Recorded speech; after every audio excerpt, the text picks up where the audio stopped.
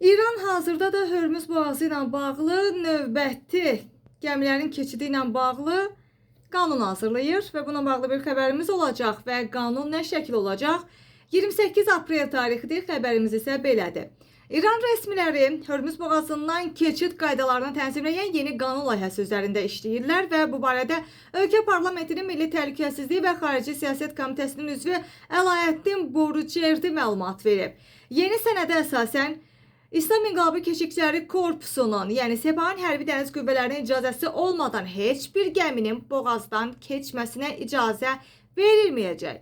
Layihədə həmçinin Panama kanalı modelinə bənzər bir sistemin tətbiqi nəzərdə tutulur ki, bura gəmilərin icbari qaydada İran sığorta şirkətləri vasitəsilə sığortalanması və keçid haqqı və ekoloji rüsumların ödənilməsi daxildir.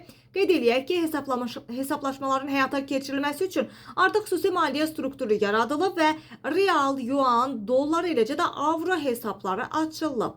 Perspektivdə isə milli rəqəmsal valyuta dövriyyəyə buraxıldıqdan sonra bütün ödənişlərin tamamilə İran realı ilə aparılması planlaşdırılır.